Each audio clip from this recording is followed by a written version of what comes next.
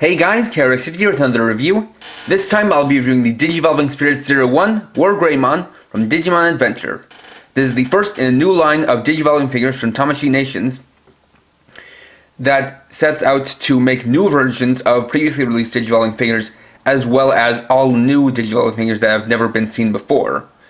And so, we're starting out with a figure that Digivolves from Agumon to WarGreymon, which is definitely one of the classics from the original Digivolving figure line.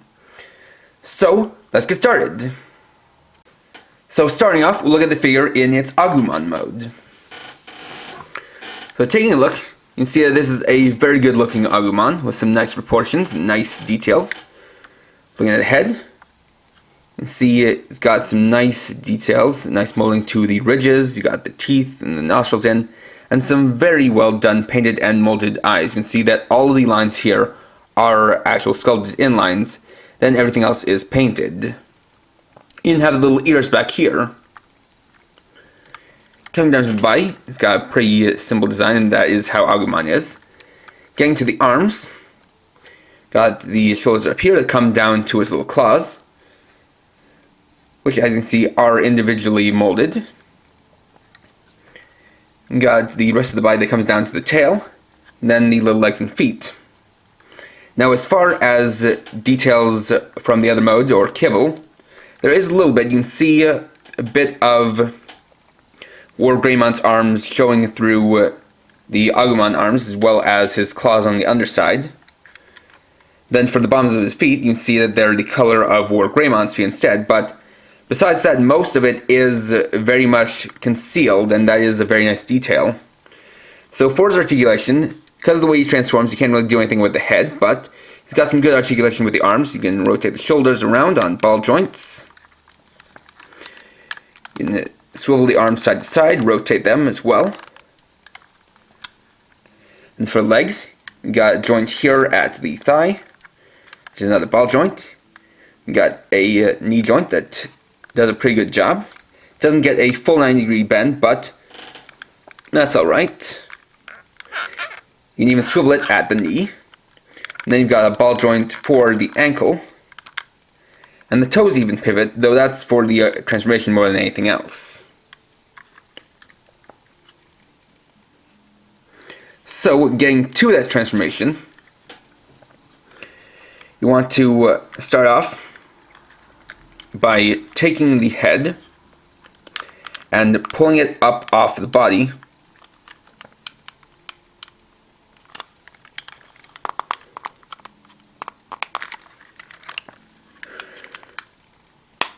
which I would do if it would let me.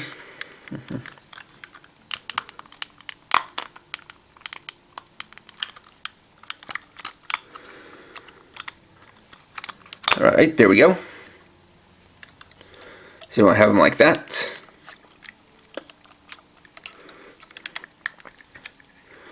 Next, I want to take these two panels on the side and pop them open carefully. These are probably the most tricky part of the transformation because of not very much clearance.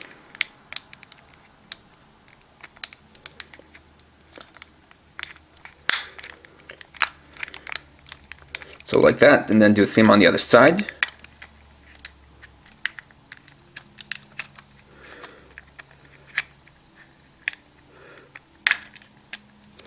Like so.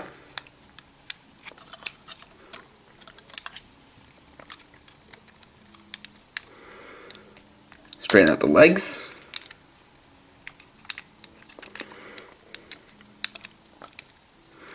And once you've got the panels popped out, you want to take the back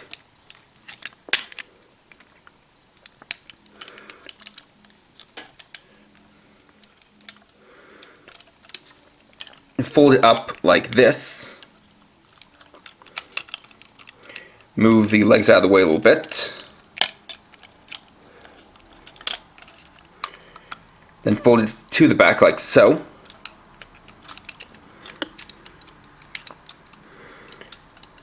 Next, going to take the feet, rotate the claws around,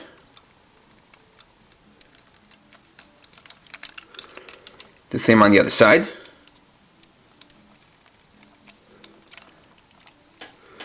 Then using this joint here, fold the feet over 180 degrees to create WarGreymon's feet.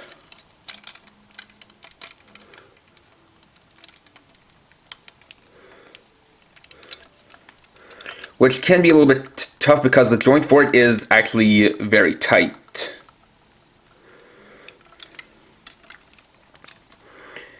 Next we're going to take these pieces, flip them around, and unfold them, and peg this tab into this hole to create WarGreymon's shin armor. And of course do the same on the other side.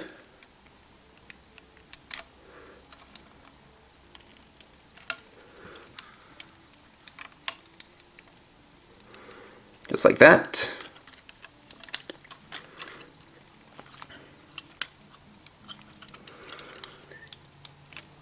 Then we're going to fold this piece up to this point and flip it around 180 degrees. Next you're going to take Agumon's head and carefully split it open, which will reveal the head and torso for Greymon. Then you're going to take this piece here and fold it down to connect the body to the waist. Fold this up against the back.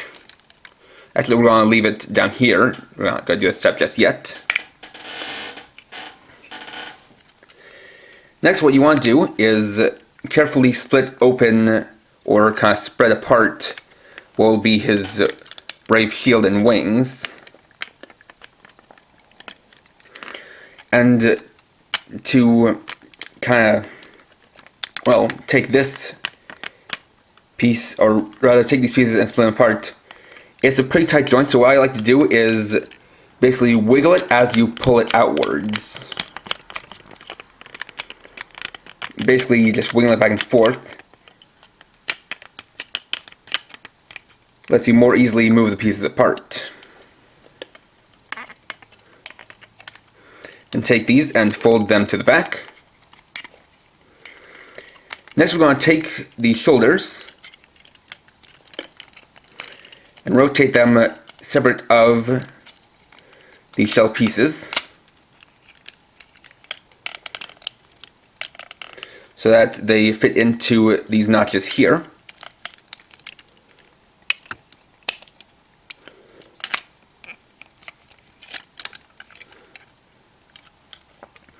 Then we can properly fold this against the back.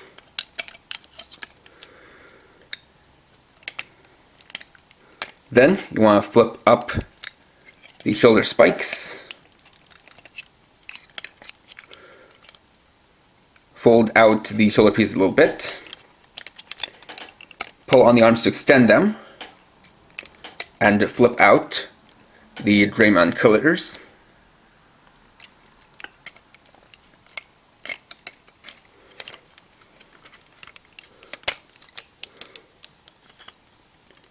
Do the same for the other side. And finally, want to move the head up on this joint here.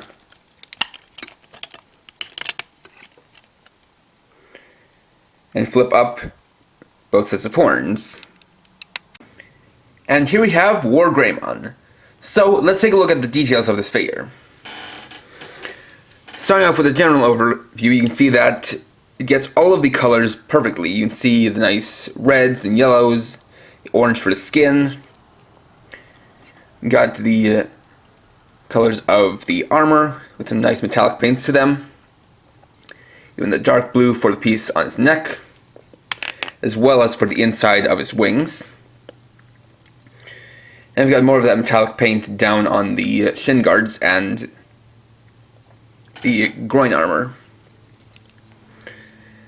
Looking at the head, see it's got a very nice sculpt to it, with some nice molding for the hair, nice paint in eyes, although unfortunately for mine had a bit of a quality control issue where one eye was not properly painted in or damaged in the process of being created. But this isn't a problem I've seen on a lot of them, so I think it was just a bit of bad luck on my part. For the chest, you've got all the straps and whatnot, and one thing to note is that this sphere has die-cast metal in it, and the die-cast pieces are the helmet here, your chest piece, the groin armor, and the shin guards, which are all supposed to be metal within the context of the series, which is a very cool touch. And see, you've got some nice musculature to the arms. You've got the straps on his wrists, all painted in, including the various buckles for the belts. His hands go here inside the Greymon killers, which are done in a nice chrome. You got the bony details on the inside of the wings, and even his back detail here on this panel. Even down to minor things they got, including his kind of leather speedo that he has under here. And then we have the feet, which are basically the same molding as Agumon's, but this time with the orange on the top.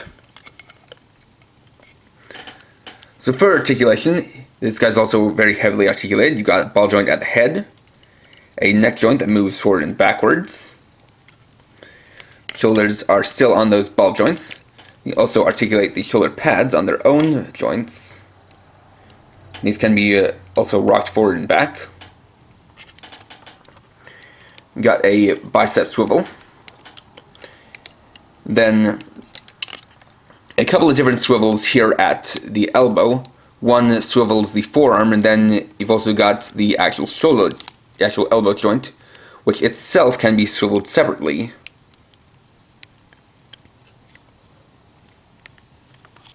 Though this does make posing him a little bit tricky sometimes. You've got a nice wrist joint, and as you can see, the claws are attached to the wrist, but also, well, okay, yeah, they're attached to the wrist, so that means that as you move the wrist, you'll be moving the claws as well. So you can see the full detail of the forearm, where the straps are fully painted, which is nice.